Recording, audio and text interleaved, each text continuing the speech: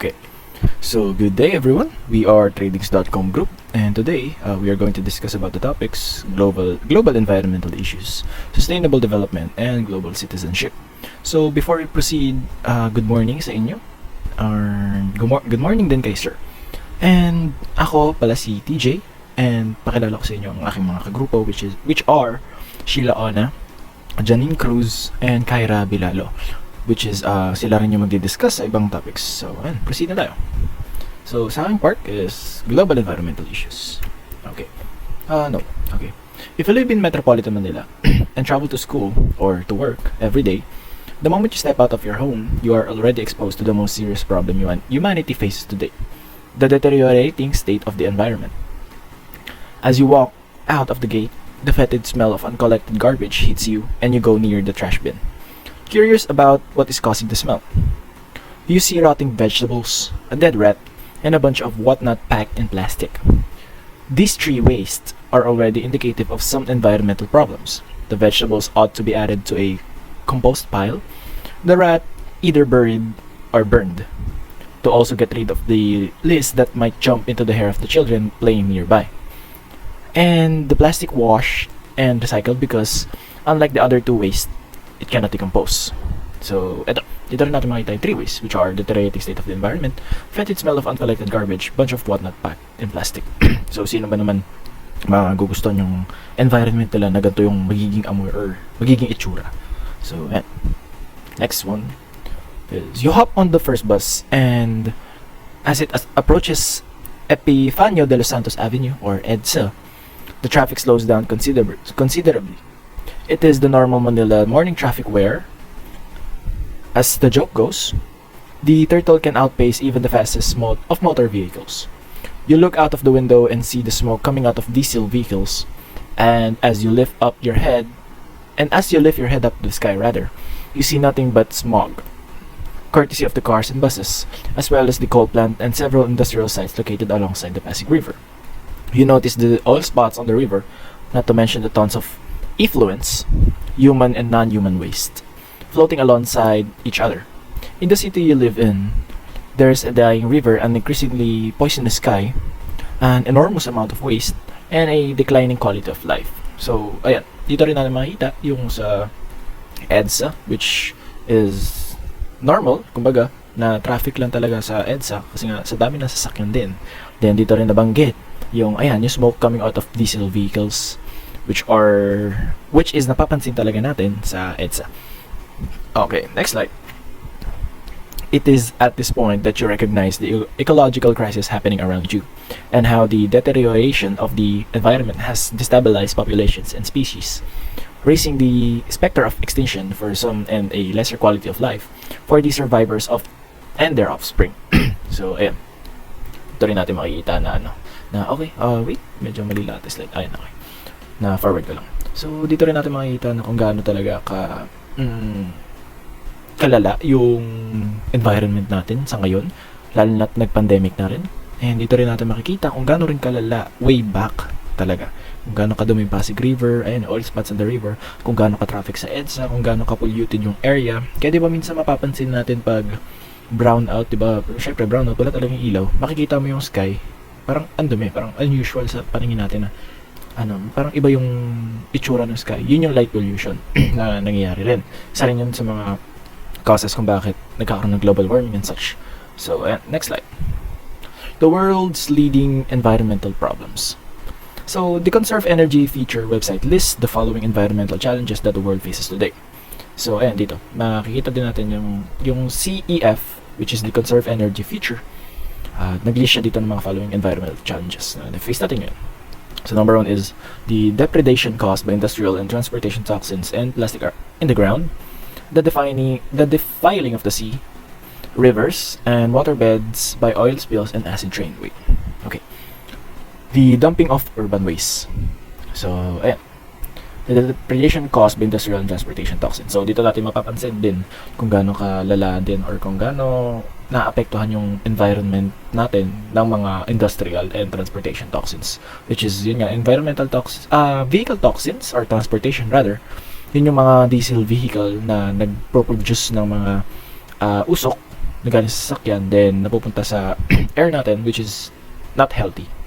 So number 2, changes in global weather patterns, flash floods, extreme snowstorms, and the spread of the deserts, and the surge in ocean and land temperatures, leading to a rise in sea levels as the polar ice caps melts because of the weather, plus the flooding of many lowland areas across the world. So dito rin natin mapapansin na yung global weather patterns is nag-change na rin, unlike dati na, well, may mga cases naman dati na nag-change na yung global patterns pero hindi ganun kalala tulad ngayon na sobrang grabe na talaga yung global weather patterns natin, na ayun, yung mga ice caps din nag-melt na rin, lalo yung mga iceberg and stuff na talagang hindi na kinakaya yung init. So ayan, number 3 is overpopulation. Dito naman sa overpopulation, number 1 example is Philippines. So sa Philippines, marami ring slum communities which will be discussed mamaya. Ayun nga, maraming slum communities din dito and di rin kasi na kumbaga na-emphasize yung birth control or like parenting, na unlike sa ibang country na kumbaga limited lang yung mga anak nila. So ang nangyayari is, yun nga, overpopulated na lahat. Even sa probinsya may makikita tayo mga squatters or sa mga rural side area. So next is the exhaustion of the world's natural non-renewable resources, from oil reserves to minerals to potable water. So yan, non-renewable resources. So dito rin natin makita na ito yung mga na-face natin ngayon or na-face ng buong mundo. So next is a waste disposal catastrophe due to the excessive amount of waste, from plastic to food packages to electronic waste, unloaded by communities in landfills as well as on the ocean, and dumping of nuclear waste. So isipin natin, ang dami talagang kalat, ang dami ng hindi lang plastic or food waste, pati nuclear waste na dinadump lang sa ating ocean. So okay, next. Excuse me. The destruction of million-year-old ecosystems and the loss of biodiversity. Excuse me again. Destruction of the coral reefs and massive deforestation that have led to the extinction of particular species and the decline in the number of others. Excuse me. So ito rin yung yung destruction ng coral reefs, tsaka yung massive deforestation. Yan yung makikita natin na sobrang massive talaga. Like umabot sa point na nawawalan na tayo ng mga species, yung iba nag-extinct na or yung iba iilan na lang. Then at the same time sa coral reefs, yun nga yung mga dynamite fishing and stuffs na nangyayari, which damages the coral reefs in the Philippines or like in the ocean na lang. Parang kumbaga general na ocean na lang. So next, the reduction of oxygen and the increase in carbon dioxide in the atmosphere because of deforestation, resulting in the rise in ocean acidity by as much as 150% in the last 250 years. So grabe rin yung tinaas na ocean acidity, kasi hindi nakastay dito kung ilan yung ocean acidity dati. So ngayon umangat siya as 150% in the last 250 years. So makikita natin kung gaano ka talaga kalala yung nangyayari sa environment natin. So next, the depletion of the ozone layer, protecting the planet from the sun's deadly ultraviolet rays due to chlorofluorocarbons or CFCs in the atmosphere. So ayun din yung depletion ng ozone layer natin. Matagal na rin natin narinig yan or nabasa, kumbaga, na yun nga, nagde-deplete na rin yung ozone layer natin. Then dahil nga sa global warming and stuff. So ayan, next one, deadly acid rain as a result of fossil fuel combustion, toxic chemicals from erupting volcanoes, and the massive rotting vegetables filling up garbage dumps are left on the streets. So hindi ko ba nagsisiyan, okay. So ayan, makikita din natin yung acid rain nga, kumbaga sira na talaga hindi ko malapit na masira rather yung ating ozone layer. So yung fossil fuel combustion, toxic chemicals from erupting volcanoes, and the massive rotting vegetables, yun yung mga kailangan nating pagtuunan ng pansin, kasi it will damage the environment, not the environment but the whole world or country as well. So next, water population arising from industrial and community waste residues seeping into underground water tables, rivers, and seas. Next, urban sprawls that continue to expand as a city turns into a megalopolis, destroying farmlands, increasing traffic gridlock, and making smog cloud a permanent urban fixture. Ito yung smog cloud, which is yung air pollution na nangyayari pag sobrang populated na or sobrang dami ng vehicles sa isang country. So next, pandemics and other threats to public health arising from waste mixing with drinking water, polluted environment that become breeding grounds for mosquitoes and disease-carrying rodents and pollution as well. So ayan, yung pandemic, ito na nga na nasa pandemic na rin tayo. So ayan, other threats to health, public health arising from waste mixing with drinking water. So yung mga waste mixing sa drinking water, yun yung mga pinag-aano talaga ng mga lamok. Kumbaga, pinag-aanohan nila, pinag-lay down nila ng eggs, tapos doon sila nagde-develop, dumadami. Tapos ayan, yung mga disease-carrying rodents, iba pa, mga sakit na galing sa daga, ganyan, yung mga leptospirosis stuff, ganyan, and especially food pollution na rin. So last one is radical alteration of food systems because of genetic modifications in food production. So ito rin, kumbaga massive na rin or nag-engage na, nagde-develop na yung modifications sa food production. So ayan, many of these problems are caused by natural changes. Volcanic eruptions release toxins in the atmosphere and lower the world's temperature. The US Geological Survey measured the gas emissions from the active Kilauea volcano in Hawaii and concluded that Kilauea has been releasing more than twice the amount of noxious sulfur dioxide, or SO2, as the single dirtiest power plant on the United States mainland. So, ano na lang, pa-correct na lang if tama ako or mali ako sa pronunciation dun sa volcano sa Hawaii, which is Kilauea. Yan yung pronunciation ko. Okay. So the 50 million tons of sulfur dioxide that were released when Mount Pinatubo erupted on June 15, 2001 created a hazy layer of aerosol particles composed primarily of sulfuric acid droplets that brought down the average global temperature by 0.6 degrees Celsius for the next 15 months. Volcanologists at the University of Hawaii added that Pinatubo had released 15 to 20 megaton of sulfur dioxide into the stratosphere to offset the present global warming trends and severely impact the ozone budget. So, ayan, yung mga eruptions of volcanoes, talaga makikita natin kung gaano ka-massive, kung gaano ka-lala yung mga binibigay niyang impact sa ating mundo. So, ayan, dinadrop niya talaga yung global temperature. Yung, kumbaga, pinapalamig niya dahil din sa usok or sa pagkasabog ng ano. Ayun yung, makita din natin yung ano, sa mga Pinatubo release, 15 to 20 megatons. So, imagine na lang kung gaano kadami or kung gaano kabigat yun. Okay, next one. Ayan, so pictures na lang nilagay ko dito. So, ito yung mga man-made pollution. Isa-isa na natin. Ito, sandstorms, industrial pollution, industrial ulit, mga air pollutions, ito sa vehicles, ito yung mining, ito coal mining din. So, discuss natin isa-isa. So, man-made pollution. Humans exacerbate other natural environmental problems. In Saudi Arabia, sandstorms combined with combustion exhaust from traffic and industrial waste has led the World Health Organization, or WHO, to declare Riyadh as one of the most polluted cities in the world. So, ito, ayan yung sandstorm. It is this human contribution that has become an immediate cause of worry.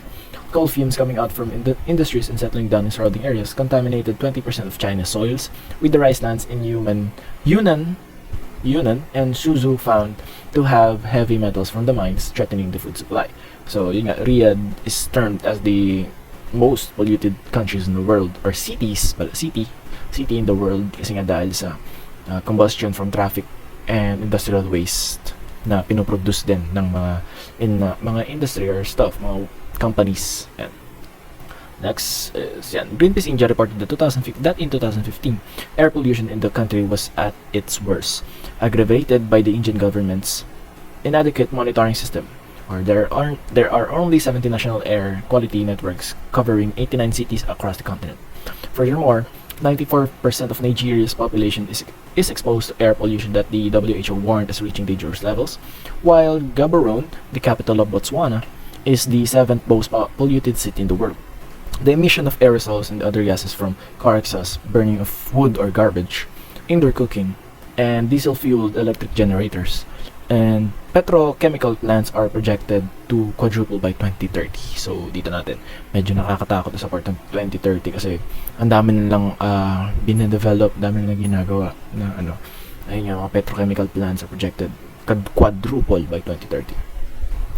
Waste coming out of coal, copper, and gold mines flowing out into the rivers and oceans is destroying sea life or permeating the bodies of those which survived with poison, or mercury and tuna prominently. The biggest copper mine in Malakand in India discharged high levels of toxic heavy metals into water streams, while in China, the tailings from the operations of the Shanxi Wanqiao Ecological Mining Ltd. producing 12,000 tons of gold per year have caused pollution and safety problems. Ito yung mga mining na yan. Charcoal mining kasi ito yung mga nangyayari sa mga mining na ano. So, okay, next one. Conditions in China have become very critical as the toxic byproducts of production process are being produced much more rapidly than the earth can absorb. Meanwhile, for over a century, coal mines in West Virginia have pumped chemical-laden wastewater directly into the ground, where it can leach into the water table and turn what had been drinkable water into a poisonous cocktail of chemicals. The system goes back generations and could soon render much of the state's water undrinkable. So dito, imagine niyo rin, no, dito sa West Virginia, ginawa nilang tubig or drinkable water rather, yung mga chemicals or yung mga nanggagaling sa dito sa coal mining, sa charcoal mining. Tinurn pa nila as drinkable water, which is not drinkable kasi may mga chemicals and toxins na meron yan. So, ayan. Pollution in West Africa has affected the atmospheric circulation system that controls everything from wind and temperature to rainfall across huge swaths of the region.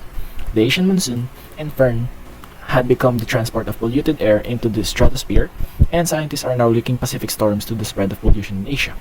Aerosol is tagged the culprit in changing rainfall patterns in Asia and the Atlantic Ocean as well. So, pollution, aerosol, ito yung mga aerosol, forest fire, ito yung sa Yunnan, ito yung mga slums communities, ito yung sa Africa, yung population or pollution, yung overpopulated stuff. So, ayan. These climatic disruptions have similarly caused drought all over Asia and Africa, and accelerated the pace of desertification in certain areas. 20 years ago, there were over 50,000 rivers in China. In 2013, as a result of climate change, uncontrolled urban growth, and rapid industrialization, 28,000 of these rivers had disappeared. So, imagine niyo na lang kung gaano kadami yung nawala. From 50,000 rivers down to 28,000.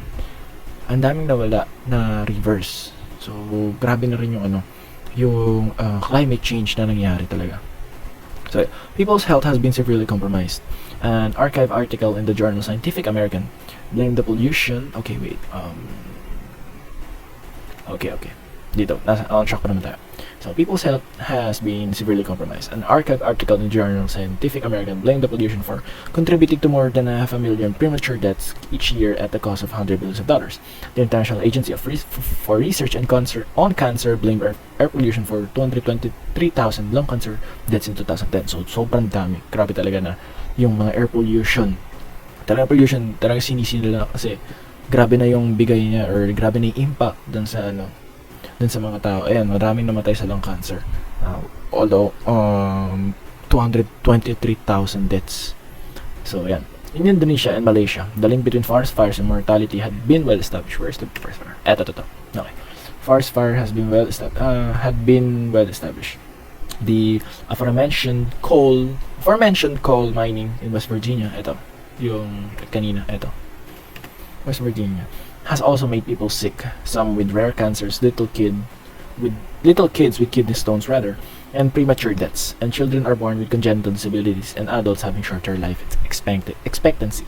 So, grabe. Makita natin yung dulot ng pollution, lahat. Yung from mining to bushfires, lahat, aerosols, pollution. Talaga grabe impact sa mga tao, ang daming namamatay, ang daming nagkakasakit. So, ayan. It has been the poor who are the most severely affected by these environmental problems. Their low income and poverty already put them at a disadvantage by not having the resources to afford good health care, to live in unpolluted areas, to eat healthy food, and etc. In the United States, a Yale University research team studying areas with high levels of pollution observed that the greater of concentration of Hispanics, Asians, African Americans, or poor residents in an area, the more likely that dangerous compounds such as vanadium, nitrates, and zinc are in the mix of fine particles they breathe. In India, studies on adults' health revealed that 46% in Delhi and 56% of Calcutta have impaired lung function due to air pollution. In China, the toxicity of the soil has raised concern over food security and the health of the most vulnerable, especially the peasant communities and those living in factory cities. In 2006, 160 acres of land in Shinma, China was badly poisoned by cadmium. 2 people had died and 150 people were known to be poisoned. The entire village was abandoned. Hong Kong faced the same problem. So, grabe. Sobrang daming namatay, sobrang daming nagkakasakit talaga. So, hindi lang sa Pilipinas, maging sa India, maging sa China, maging sa West Virginia, or all over the world, sabihin natin in general na, buong mundo, laging yung may hirap, yung hindi nagkakaroon ng chance magkaroon ng healthy life or healthy environment dahil nga lagi sila napupunta sa mga rural areas or urban rural areas or mga slum communities kasi wala silang access talaga sa kung ano man kailangan nila for good healthcare, food, trabaho, lahat nawawalan sila ng opportunity. So ayan, next slide. In Metropolitan Manila, 37% of 4 million people of the population live in slum communities, areas where the effects of urban environmental problems and threats of climate change are also most pronounced due to their hazardous location, poor air pollution and solid waste management, weak disaster risk management, and limiting coping strategies of households. Marif Ballesteros concludes that this unhealthy environment deepens poverty, increases the vulnerability of both poor and non-poor living in slums, and excludes the slum poor from growth. So, ayan yung mga slum communities, eto, sa Pilipinas. Sa Metro Manila pala. Sobrang dami yun. 37%. 4 million people. Ang daming naghihirap na ang daming nakatira rather sa slum communities kasi nga, they have weak disaster risk management, poor air pollution, solid waste management, dahil nga nasa hazardous location din sila. So, ayan. One of the major ironies of urban pollution is that the necessities that the poor has access to are also the sources of the problem. The main workhorse of the public transport system is the bus. However, because it runs mainly on diesel fuel, it is now considered one of the largest contributors to environmental pollution problems worldwide. This problem is expected to worsen as the middle classes and the elites buy more cars and as the road system are improved to give people more chance to travel. So, dito na rin natin makikita kung gaano nagde-develop yung air pollution dahil sa development din ng mga roads and pagbili rin ng mga mayayaman ng kanilang mga sasakyan. Kasi nga, they have access to everything. May pera sila, may pambili sila ng mga sasakyan nila, may pambili sila ng aeroplano nila or private plane nila or kung ano man na pwede nilang bilhin na makakadagdag sa air pollution natin. So, yan. The other mode of transportation that the poor can afford is the motorbike. Ayan, motorbike. Ito. Ayan, motorbike, buses, cars, or roads, and the roads kasi yung pollution. Kung di ako nagkakamali sa Manila Bito. So, the other mode of transportation rather that the poor can afford is the motorbike, also called the 2- and 3-wheel vehicles. According to the Center for Science and Environment in Delhi, India, two-wheelers from a staggering 75% to 80% of the traffic in the most Asian cities. Motorbikes burn oil and gasoline and emit more smoke, carbon monoxide, hydrocarbons, and particulate matter than the gas-only 4-stroke engines found in your motorcycles. Finally, adding to this predicament is the proliferation of diesel-run cars. These vehicles usually command a lower price because of their durability and low operating costs, and hence affordable to the middle class. However, they also release 4 times the toxic pollution as the buses. So dito, makita rin natin may mga dinedevelop sila mga bagay na sa tingin nila makakalis or like makakabili yung mga poor na kumag-aabot din nila yung kumag-aabot kaya ng presyo. Pero yun nga, sa last slide, they also release 4 times the toxic pollution as the buses. So din-develop pala nila kasing lakas din ng mga buses 4 times the toxic pollution pa. So tignan natin kung ano yung mga plan nila or development na pwede nilang gawin or backup plan kumbaga para ma-less yung toxic pollution na ini-emit ng mga motor vehicles. So, next slide. Catching up.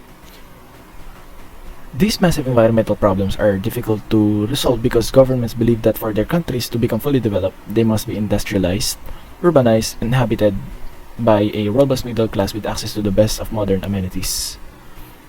A developed society accordingly must also have provisions for the poor, jobs in the industrial sector, public transport system, and cheap food. Food depends on a country's free trade with other food producers. It also relies on a modernized agricultural sector in which toxic technologies such as fertilizers or pesticides and modified crops, example, high-yielding varieties of rice. Ensure maximize productivity. So, ayan. Dito rin makikita rin natin na yun nga, sinabi rin sa una, for their countries to become fully developed, they must be industrialized, urbanized. So, makikita din natin na kung gaano talaga taas yung standard ng government para maging fully developed sila. So, ayan din, gumawa din sila ng way na kailangan nila ma-inhabit sila ng middle class na may access sa mga modern amenities, kumbaga. Yung mga kakailangan nila talaga. Yung mga cheap food, transport system, and mga public transport system and industrial sector. Bigyan din sila ng mga jobs na sa tingin nila, deserve din nila or kaya din nila. So, ayan. The model of this ideal modern society is the United States, which until the 1970s was a global economic power, with the middle class that was the envy of the world.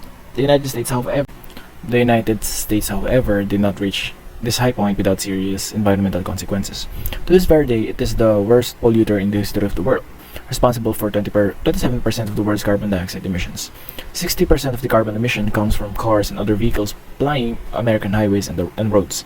The rest from smoke and soot from coal factories, forest fires, as well as methane released by farms and breakdown of organic matter, paint, aerosol, and dust. So dito rin makikita natin na yun nga, sa United States, bago nila makamit yung pagiging middle class or pagiging malakas na powerhouse talaga sa buong mundo, marami rin talaga silang face na consequences, or marami rin silang pinagdaanan para ma-reach nila yung ganong status. So, ayan. Tama ba? Next slide. Di ba? Tama. Next slide pala. Okay.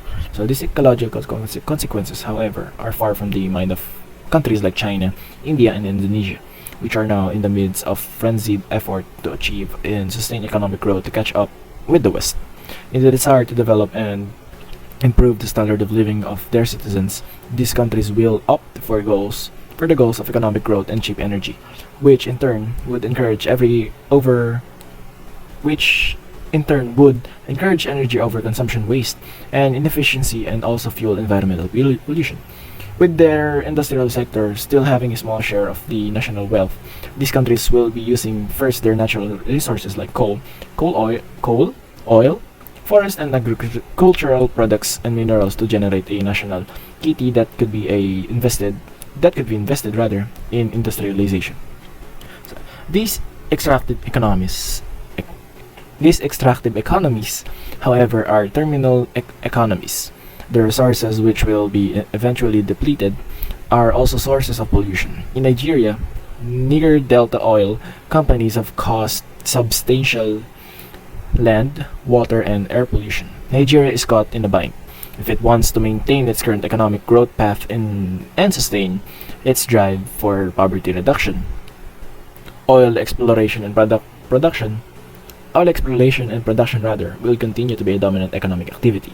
If the United States lets its environment suffer to achieve modernity and improve the lives of its people, developing countries see no reason, therefore, why they could not sacrifice the environment in the name of progress.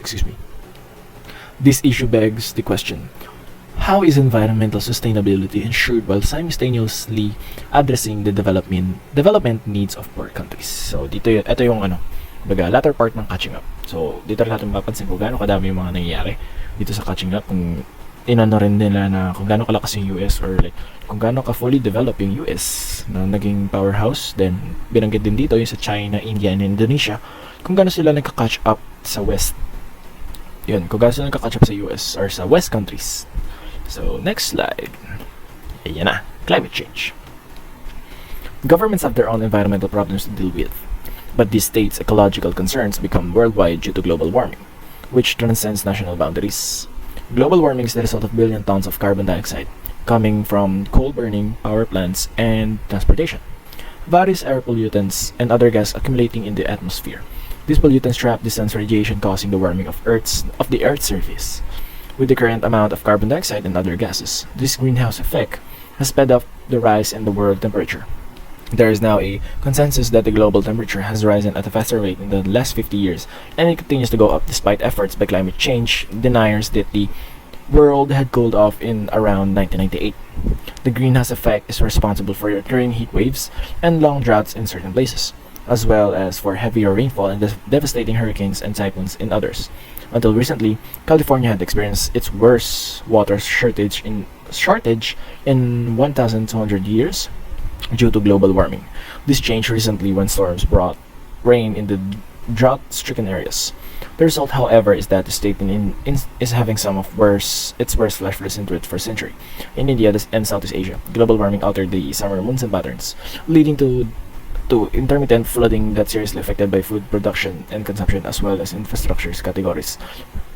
Category 4 or 5 typhoons like the Super Typhoon Haiyan that hit central Philippines in 2013 had doubled and even tripled in some areas of the Southeast Asian basin. Scientists claim that there will be more of such typhoons in the coming years. In eastern United States, the number of storms had also gone up, with Hurricane Katrina 2005 and Hurricane Sandy 2012 being the worst. So dito rin natin mapapansin kung gaano kadami yung mga hurricanes na nangyayari or kung gaano kadaming bagyo na hindi lang sa Pilipinas bumabagsak kundi sa ibang country na rin. So ayan. Glaciers are melting every year since 2002, with Antarctica losing 134 billion metric of ice. There is coastal flooding not only in the United States eastern seaboard, but also in the Gulf of Mexico. Coral reefs in the Australian Great Barrier Reef are dying, and the production capacities of farms and fisheries have been affected. Flooding has allowed more breeding grounds for disease carriers like the Aedes aegypti mosquito and the cholera bacteria. Since human-made climate change threatens the entire world, it is possibly the greatest present risk to humankind. So, ayan. Dito rin natin mapapansin sa climate change, talagang grabe yung impact nito sa ating mundo. And grabe rin yung impact niya sa ating bansa. Hindi lang sa ating bansa, kumbaga sa lahat na talaga. Grabe na yung grabe yung impact na talaga. Wait, may dagang naglalaro sa akin. So, ayan, medyo nagugulo lang ako ng saglit. So, ayan. Next slide na tayo siguro. So, ayan pala. Dagdag ko na rin sa glaciers.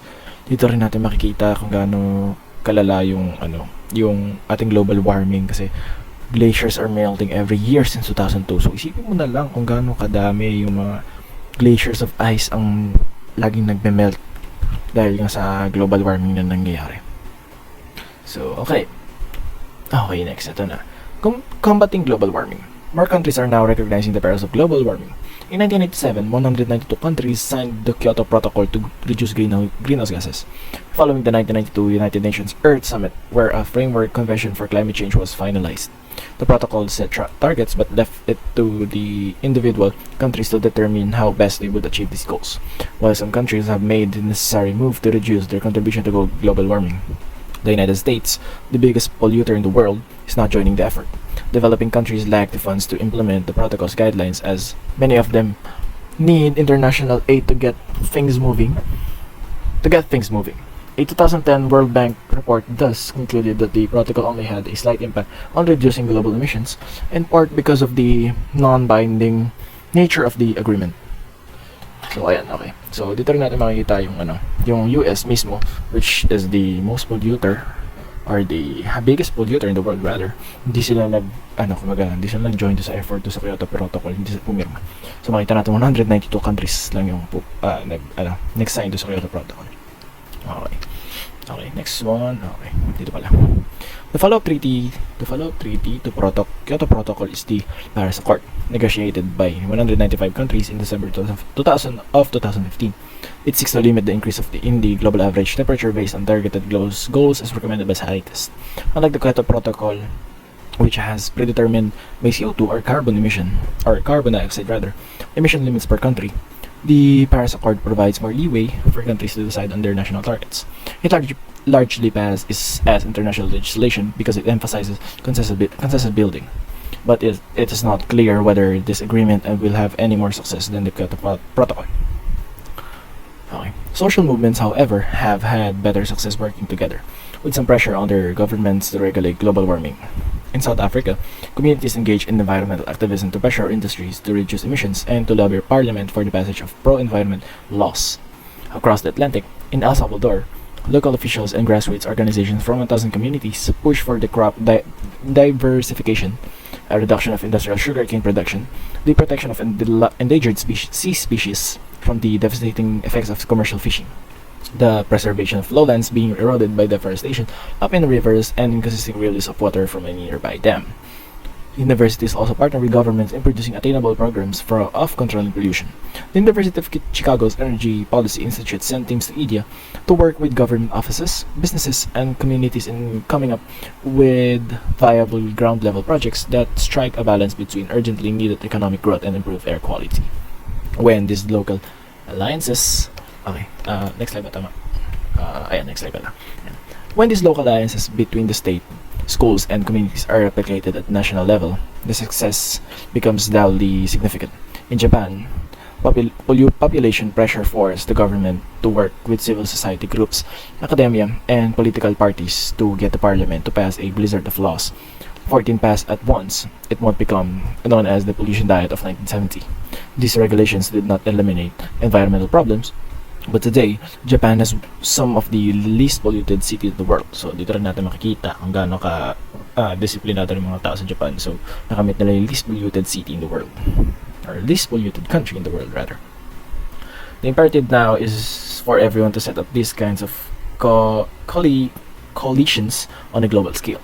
For at this point, when governments still hesitate in fully committing themselves to fight pollution, and when international organizations still lack the power to enforce anti-pollution policies, social coalitions that bring in village associations, academics, the media, local and national governments, and even international aid agencies together may be the only way to reverse this worsening situation. So dito rin natin makikita na dito sa part na to, ito sa global environmental issues, magiging maayos lang yung sitwasyon pag talagang nag-unite or nagkaisa-isa lahat ng countries, which will not happen, or slightly hoping na mangyari pa rin, para malabanan itong mga nangyayari ngayon sa ating mundo. Kasi sobrang dami na talaga nangyayari na hindi na kayang kontrolin, or kaya naman kontrolin at some point, pero hindi na rin talaga may iwasan eh. Lalo na ngayong pandemic na talagang sobrang hirap makaahon kasi nga itong nangyayari sa atin ngayon dito sa ating bansa, talagang hindi na kinakaya ng gobyerno, or like wala na talaga sila konkretong plano kung paano nasusupin yung pandemic ito. So ayan, next na tayo to the sustainable development. So ayun nga, how COVID-19 redefines the concept of sustainability. So in January 2020, the World Health Organization, or WHO, declared the outbreak of a new coronavirus disease. This pandemic continues to enforce temporary closure of all non-essential shops and services. Workers in countries that are at a higher risk of infection that have been asked to work from home. Companies are facing various challenges regarding health and safety. People in the thousands are dying every day from the virus's symptoms. These drastic recent events have raised the deliberation by the authors to redefine the concept of sustainability. So, ayan, makikita din natin dito ngayon yung nangyayari, present, which is the coronavirus or COVID-19, which is nandito tayo ngayon sa pandemic. So marami nangyari, and closure of all non-essential shops and services, work from home lahat ng nagtatrabaho sa on-site, and companies changing various challenges regarding health and safety, na marami ring namamatay. Drastic recent events have raised deliberation by the authors para ma-deliberate yung concept ng sustainability. So ayan, next, redefining sustainability. The world was highly focused on increasing environmental problems and social issues. Sustainability has been a term and concept. Excuse me. The current definition came from the 2005 World Summit on Social Development. So yun din, yung ito, may three goals sila, which are economic development, social development, and environmental protections. So wait, hanapin ko lang ang aking script. Okay, so ayan, ito sa focus sila sa increasing environmental problems and social issues. Ayan nga, yan nangyayari sa atin ngayon. Ito yung mga ginawa, or tarang sobrang focus sila sa pag-increase ng environmental problems. Then sustainability has been a term and concept, and current definition came from 2005. So ayan. So, redefining sustainability. As sustainability discussion and awareness advanced, the UN in 2015 developed 17 sustainable development goals that are meant to ensure no one is left behind the success of our society. And number 1 is poverty. Number 2, zero hunger. 3. Good health and well-being. 4. Quality education. 5. And gender equality. 6. Clean water and sanitation. 7. Affordable and clean energy. 8. Decent works and economic growth. 9. Industry, innovation and infrastructure. 10. Reduce inequalities. 11. Sustainable cities and communities. 12. Responsible consumption and production. 13. Climate action. 14. Life below water. 15. Life on land. 16. Peace, justice, and strong institutions. And lastly, partnerships for the goals. So, ayan, marami silang dina-develop na goals para ma-success or ma-sustain din, and at the same time walang maiiwan para mag-success talaga yung society natin. And meron din quote dito yan: meeting the needs of the present without compromising the ability of future generations to meet their needs. So, proposing to rethink and redefine sustainability, the significance of adding human health as one of the sustainability development goals, and the sustainability pillars have been addressing issues that touch of all of us and connect us globally. So, ayun din, kumbaga ngayong pandemic talagang nag-collide as one yung mga countries eh. Kumbaga nag-unite sila, nagtulong-tulungan talaga mga countries para masolusyonan talaga itong pandemic. Kaya nga din, sinabi din kanina, yan, to ensure that no one is left behind the success of their society. So, ganun yung nangyayari ngayon. Na kumbaga, pag na COVID-free na isang bansa, ang gagawin nila is tutulungan nila yung other countries para masugpuan itong COVID-19 pandemic na nangyayari ngayon. Kasi, ano mangyayari pag, kunwari, yun nga, COVID-free na yung bansa nyo, then what if may case na naman na na pumasok or like may nahawa na naman dun sa mismong country nyo na galing sa ibang bansa. So, ayun yung ginagawa nila na inaayos nila yung sitwasyon na yun. Pinipilit nila ayusin, tutulong-tulungan sila para maging COVID-free lahat ng bansa. Hindi lang isa, kumbaga lahat talaga in general na para kumbaga ma-eliminate na yung expansion or growth ng COVID-19 na hindi na umabot sana sa iba pang bansa or iba pang lugar na sa tingin natin is hindi nila kakayanin i-handle yung gantong pandemic. So, ayan. Redefining sustainability again. Economic, social, and environmental issues are such. This obviously includes the human health aspect that we desire to include in our definition of sustainability. From a conceptual perspective, we strongly feel that adding human health as the fourth pillar. However, with the increase in overall wealth that the economic pillar is responsible for, most humans will not experience hunger. Further, in the countries where a majority of people experience hunger.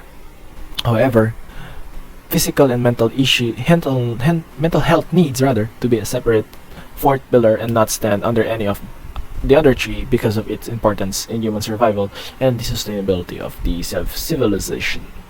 So, ayun din, dagdag na rin.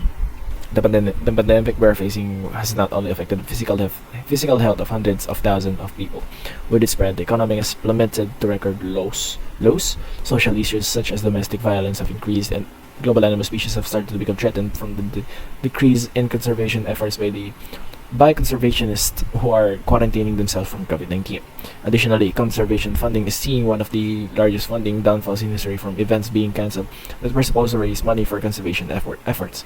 On social media, countless pictures and videos of animals roaming the streets are emerging due to the decrease of human activity.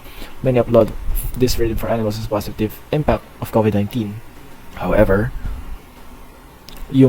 this is a fallacy because species that are in the most of the danger of eradication are ones that constantly need human intervention to survive. These animals are now being left uncared for. For example, in Africa, a massive ecotourism business supports wide conservation efforts toward protected lands near Mount Kilimanjaro.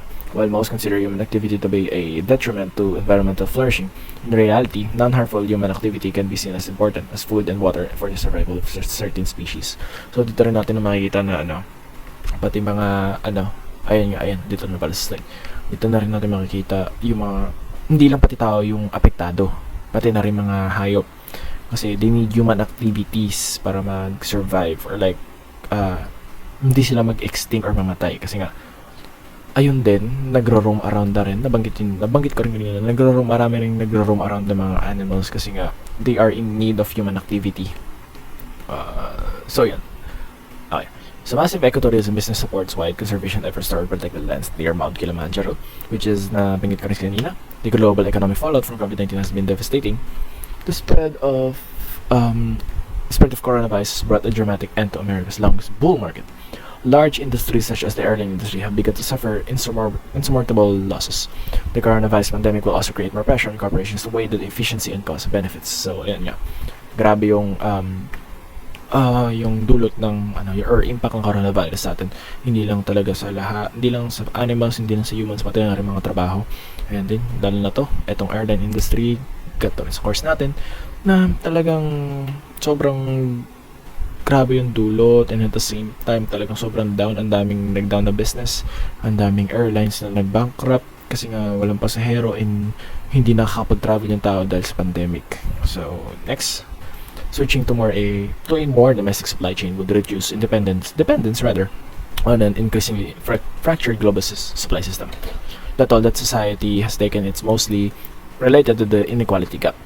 As highly salaried professionals, they live in an internet-ready homes that will accommodate telecommuting pala. Many will struggle with job losses and family burdens. The economic inequality gap and political power have always had an inverse relationship with each other.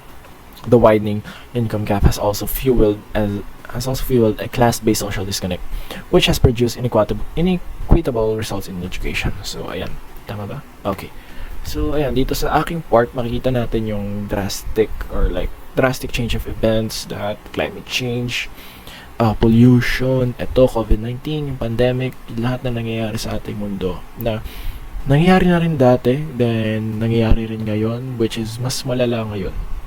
Pero, ang kinaganda rin kasi, marami ring countries na nag-unite or marami silang dina-develop or marami silang ginagawa para, kumbaga, yung mga susunod na pandemic or susunod na diseases or mga sakit, pinaghahandaan na nila, kumbaga. Nagre-research na sila, kumbaga, ano yung mga circumstances or ano yung mga pwedeng maging dulot nitong next na pandemic or what, or sana naman din wala na next na pandemic. Present muna tayo na ito rin ano yung mga pwede nila or possible ways nila na pwedeng gawin para masupuan itong current pandemic na nararanasan natin.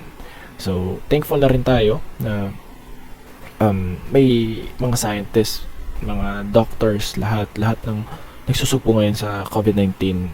We are thankful kasi nandyan din sila.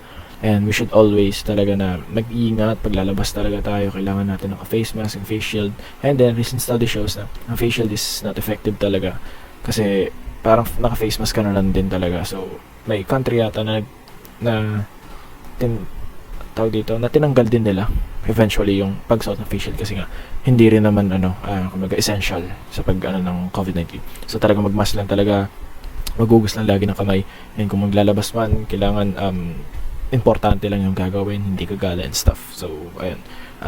This is for my part. And I hope you learned something. And kung may questions man kayo, clarifications and stuff, excuse me again, message nyo lang ako or message nyo ang aming group or drop chat in the comment section sa Teams tab natin. So, to continue the report, I'll pass the floor now to Kyra and Janine kasi magkasama sila sa isang part which is the sustainable development. So, ayan. Pasa ko na sa kanila. Okay. Sustainable development, or SD, has become a popular catchphrase in contemporary development discourse. The concept still seems unclear as many people continue to ask questions about its meaning and history, as well as what it entails and implies for development theory and practice. This paper or literature review about sustainable development is done with the purpose of contributing to the discourse on sustainable development by further explaining the paradigm and its implication for human thinking and action in the quest for sustainable development. So in the attempt to move beyond the sustainability rhetoric and pursue a more meaningful agenda for sustainable development, a clear definition of this concept and explanation of its key dimensions are needed. And in order to avoid the risk of missing potentially relevant literature, reference lists of selected articles were scanned for related materials to the topic under study. Information, including title and abstract, was reviewed for articles and other publications identified in the search. So the paper focuses on key issues relating to the concept of development, sustainability, and sustainable development. First, to explain the concept of development, it is defined by Pete as an evolutionary process in which the human capacity increases in terms of initiating new structures, coping with problems, adapting to continuous change, and striving purposely and creatively to attain new goals. While researchers Todaro and Smith also define development as a multidimensional process that involves major changes in social structures, attitudes, and institutions, as well as economic growth, reduction of inequality, and eradication of absolute poverty. And they have included theories to support the concept of development. The first one is the modernization theory development. This is the first one, which distinguish between two main categories of society in the world, namely the traditional and modern society. So basically, traditional societies are entangled by norms, beliefs, and values which are hampering their development. So from the word traditional, tumutukoy ito sa hanay ng mga kasanayan o kaugalian. So it is implied in this theory that in order to progress, the traditional societies must emulate o sumunod sa culture ng modern societies, which is characterized by accumulation of capital and industrialization, which are compatible with development. This theory seeks to improve the standard of living of traditional societies through economic growth by introducing modern technology.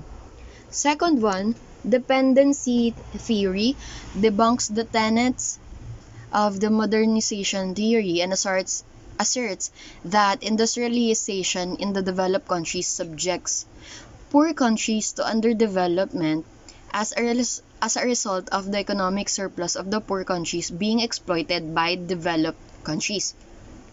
Although in the end, they fail to clarify the dependency of the less developed countries on the metropolis in terms of how the developed countries secure access to the economic surplus of the poor countries. Para mas maintindihan natin, ang main idea ng dependency theory ay ang i-highlight ang role ng mga developing countries na some nations / developed countries gained wealth at the expense of other nations kagaya ng colonization. Third, world system theory posits that international trade, specialization, and transfer of resources from the periphery or less developed countries to the core or the developed countries stifle development in the periphery by making them rely on core countries. Perceives the world economy as an international hierarchy of unequal relations, and that the unequal relation in the exchange between the third world and first world countries is the source of the first world surplus. Dito naman sinasabi na some countries benefits while some are exploited. So parang same lang ang dependency theory and world system theory, pero magkaiba talaga sila ng focus. So fourth, the globalization theory, which originates from the global mechanism of deeper integration of economic transactions among the countries. Other key elements for development interpretation as far as globalization is concerned are the cultural links among nations. In this cultural orientation, one of the cardinal factors is the increasing flexibility of technology to connect people around the world. Therefore, open and easy communication among nations has created grounds for cultural homogenizations, thereby creating a single global society. So next is the concept of sustainability, which means the capacity to maintain some entity, outcome, or process over time. Most academics, researchers, and practitioners apply the concept of sustainability to connote improving and sustaining a healthy economic, ecological, and social system for human development. And when I say concept, there's a lot to explain There's a lot of explanation from different researchers, but this certain Thomas explained it simply that sustainability brings into focus human activities and their ability to satisfy human needs and wants without depleting or exhausting the productive resources at their disposal. Next is the concept of sustainable development. SD has become the buzzword in development discourse, having been associated with different definitions, meanings, and interpretations. Dernbach defines this as the development that can be continued either indefinitely or for the given time period. However, the most often cited definition of the concept is the one proposed by Brundtland Commission report. The report defines SD as the development that meets the needs of the current generation without compromising the ability of future generations to meet their own needs. According to Mohilden, SD is an approach to development which uses resources in a way that allows them to continue to exist. That the relevance of SD deepens with the dawn of every day because the population keeps increasing, but the natural resources available for the satisfaction of human needs and wants do not. So global concerns have always been expressed for judicious use of the available resources so that it will always be possible to satisfy the need of the present generation without undermining the ability of future generations to satisfy theirs. And it is concluded that SD is an effort at guaranteeing a balance among economic growth, environmental integrity, and social well-being. To Diesendorf, sustainability is the goal or endpoint of a process called sustainable development. To Gray, reinforce the point by arguing that while sustainability refers to a state, SD refers to the process for achieving this state. Next is the history. The discussion regarding whether the capacity of the Earth's limited natural resources would be able to continually support the existence of the increasing human population gained prominence with the Malthusian population theory in the early 1800s. Back in 1789, Malthus postulated that human population tended to grow in a geometric progressions, while subsistence could grow in only an arithmetic progressions. And for that matter, population growth was likely to outstrip the capacity of the natural resources to support the needs of the increasing population. The import of these postulations tended to be ignored in the belief that technology could be developed to cancel such an occurrence. With time, global concerns heightened about the non-renewability of some natural resources which threaten production and long-term economic growth resulting from environmental degradation and pollution. This awakened consciousness about the possibility of occurrence of Malthus' postulation and raised questions about whether the path being taken regarding development was sustainable. Our common future, following this development, the World Commission on Environment and Development, chaired by Gro Harlem Brundtland of Norway, renewed the call for SD, culminating in the development of our Brundtland report entitled Our Common Future in 1987. So the central to the Brundtland Commission report were two key issues. First is the concept of needs. Second is the idea of limitation. In 1992, Brundtland report engendered the United Nations Conference on Environment and Development known as the Rio Earth Summit. It stated that SD should become a priority item on the agenda of the international community and proceeded to recommend that national strategies be designed and developed to address economic, social, and environmental aspects of sustainable development. In 2012, 20 years after the first Rio Earth Summit, the United Nations Conference on Sustainable Development, or Rio Plus 20, was held. The conference focused on two themes in the concept of sustainable development, which is green economy and an institutional framework. Thus, in 2012, SD was identified as one of the 5 key priorities by the United Nations Secretary-General Ban Ki-moon in the UN Action Agenda, highlighting the key role SD should play in international and national development policies, programs, and agenda. Next, the relationship among economy, social, and environmental, in the view of Porter and van der Linde, implies that the best choices are likely to remain those that meets the needs of society and are environmentally and economically viable. Argued by Wanamaker, the spheres constitute a set of interrelated concepts which should form the basis of human decisions and actions in the quest for SD. This figure depicts that proper decision on sustainable resource management will bring about sustainable growth for sustainable society. For example, when the concept contains in the 3 spheres of sustainability are applied well to the real world situation, everybody wins. Sorry about that. Everybody wins because natural resources are preserved, the environmental is protected, the economy booms and is resilient, social life is good because there is peace and respect for human rights. Next is the pillar of sustainable development. The 3 main issues of sustainable development are economic growth, environmental protection, and social equality. It can be argued that the concept of SD rests fundamentally on 3 conceptual pillars. These pillars are economic sustainability, social sustainability, and environmental sustainability. The first one is economic sustainability. This is a system of production that satisfies present consumption levels without compromising future needs.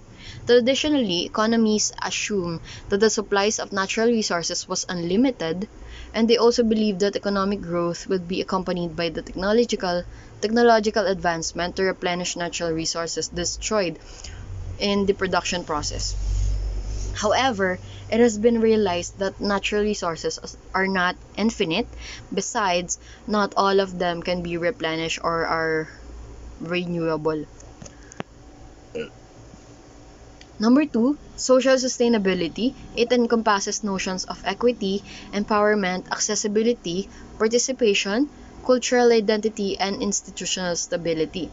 The concept implies that people matter since development is about people.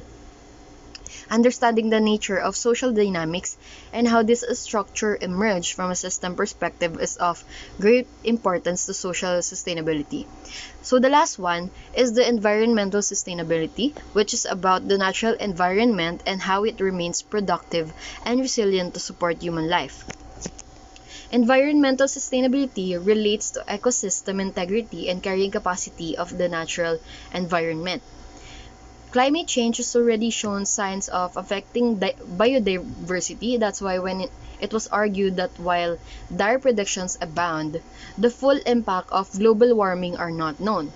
What is clearly advisable, according to Campanolo, is that for the sake of sustainability, all societies must adjust to the emerging realities with respect to managing ecosystems and natural limit to growth.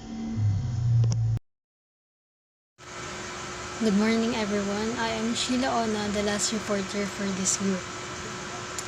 I will be reporting about the global citizenship, from the meanings and importance of its concept to the contemporary proponents of its use. First, let's define what global citizenship is. While it means different things to different people, the most common definition is it is an idea that recognizes our world as an increasingly complex web of connections and interdependencies. Meaning, people have civic responsibilities to the world as a whole rather than just their local communities or countries. So, by expanding one's personal horizons through global learning, we are able to effect change in a more meaningful sense on both a small and larger scale. Obviously, studying global citizenship reveals how broad a concept it is and how different the emphasis can be depending on who uses the term. That's why we added its following most salient features according to Scatol. The first one, global citizenship as a choice and a way of thinking. People come to consider themselves as global citizens through different formative life experiences and have different interpretations of what it means to them. The practice of global citizenship is, for many, exercised primarily at home, through engagement in global issues or with different cultures in a local setting. For others, global citizenship means first-hand experience with different countries, peoples, and cultures. For most, there exists a connection between the global and the local. Whatever an individual's particular take on global citizenship may be, that person makes a choice in whether or how to practice it. Second, global citizenship as self-awareness and awareness of others. As one international educator put it, it is difficult to teach intercultural understanding to students who are unaware they too live in a culture that colors their perceptions. Thus, awareness of the world around each student begins with self-awareness. Self-awareness also enables students to identify with the universalities of the human experience, increasing their identification with fellow human beings and their sense of responsibility towards them. Third, global citizenship as they practice cultural empathy. The meaning of cultural empathy, the importance of cultural empathy is it helps people see questions from multiple perspectives and move deftly among cultures, sometimes navigating their own multiple cultural identities and sometimes moving out to experience unfamiliar cultures. Fourth, global citizenship as the cultivation of principled decision-making. Although the goal of undergraduate education should not be to impose a correct set of answers only, but also critical thinking, cultural empathy, and ethical systems and choices are an essential foundation to principled decision-making. Fifth, global citizenship as participation in the social and political life of one's community. Global citizens feel a connection to their communities, however they define them and translate that sense of connection into participation. And this participation is the action dimension of global citizenship. Moving on the next slide, I will explain the four prevailing emergence of global citizenship that will help understand what accounts for the salience of global citizenship. The first one, a world culture's proponent, hold that the world itself is increasingly imagined as a community. That is why it assumes a stateless global order. This is based on sociological perspective and has no political objective, but attentive to cultural and educational patterns. It argues that educational systems should not be seen as closed systems, but rather as institutions highly influenced by multiple social actors. It values human rights and assigns centrality to the individual person over and above nation states. The entire world society benefits from it. The second is the New Era realism. It comes from the dominant nation-state proponents. This is primarily based on a political perspective and objectify the creation of a political order led by United States. This perspective's driving force is to mask self-interest as essential while valuing order and control. It avoids global governance that benefit United States and to some extent its European allies. It avoids global governance that benefit United States and to some extent its It avoids global governance that benefit you. Putang ina naman. It avoids global governance that benefit United States and to some extent its European allies. The third one is corporate citizenship. This can be verified that the notion of corporate citizenship is very much present among transnational corporations or TNCs such as Microsoft and Seagate Technology. The growing standardization of economic norms and procedures around the world calls for the participation of various organizations to set criteria for the quality of multiple services and products.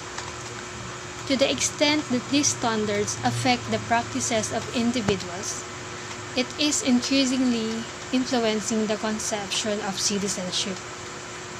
The concern raised by some observers is that this form of global citizenship may be closer to a consumer model than a legal one. The fourth one is planetary vessel. This discourse acknowledges rising world concern for universal human rights, but it also recognizes the explosion of new global problems cutting across national boundaries, such as health, peace, environmental degradation, and global warming.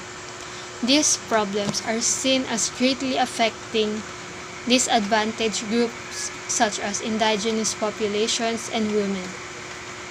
This new global context has generated the involvement of non-state actors, particularly non-governmental organizations or NGOs, to put pressure on the respective governments to be more sensitive to such global concerns and to respond to them in coordinated ways.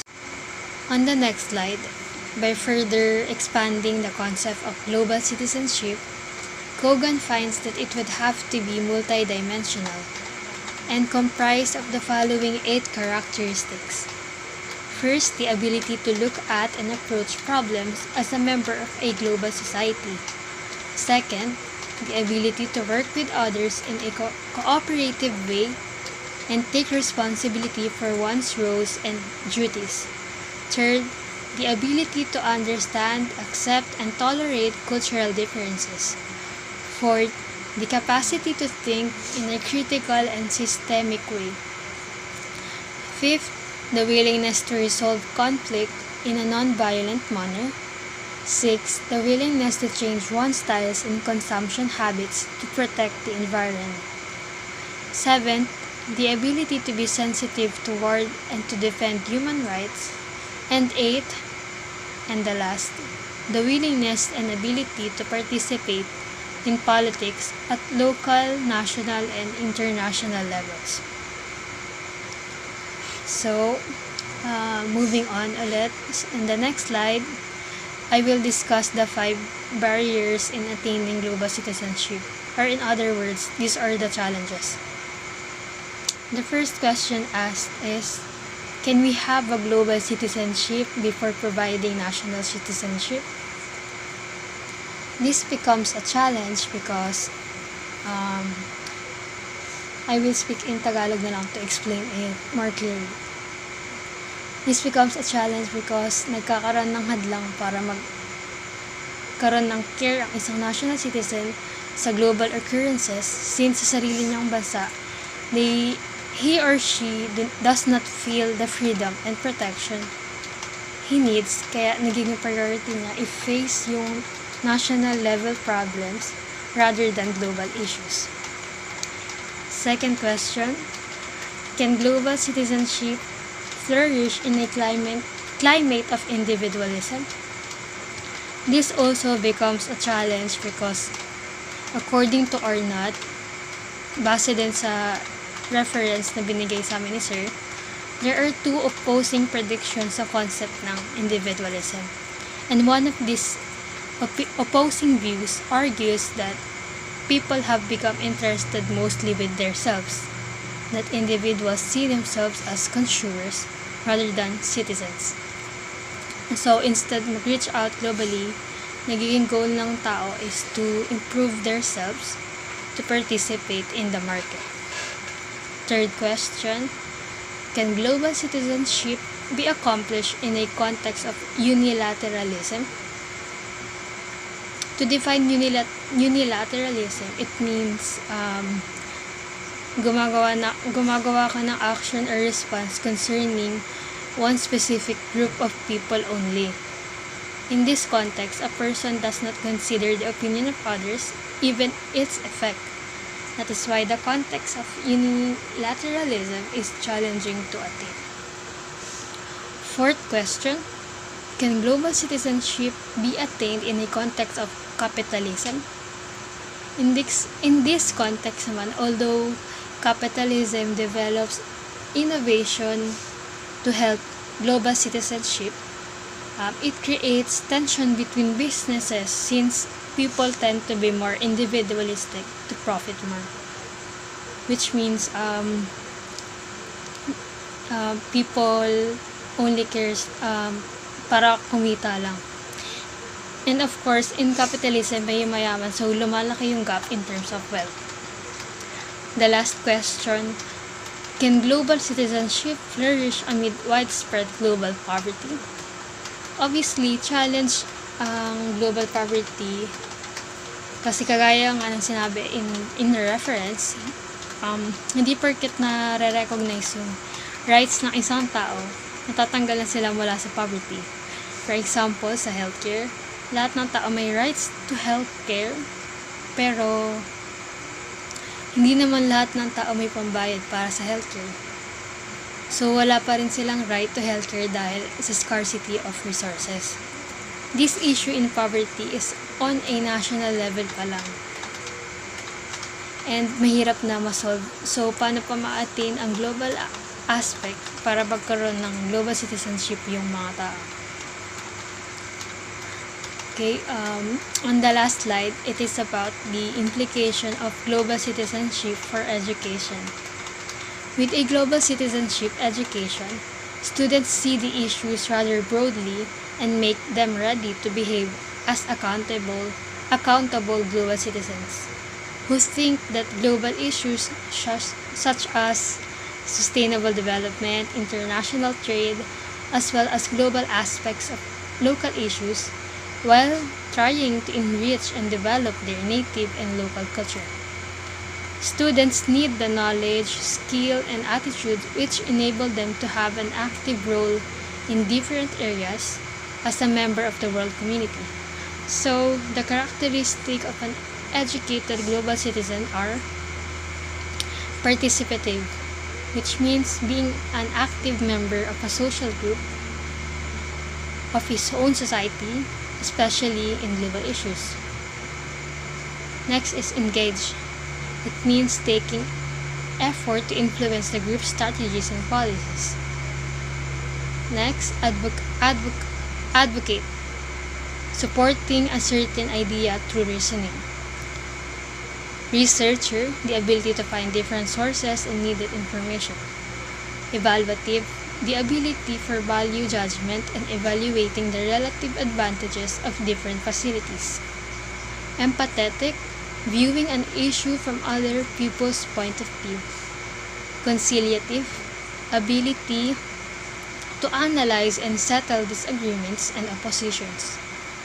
Leadership, the ability to manage the group, participate, and cooperate in activities that group members have agreed upon. Representative, the ability to talk and act on behalf of others. And last, responsible, a person who thinks before acting and accepts the consequences of his or her actions.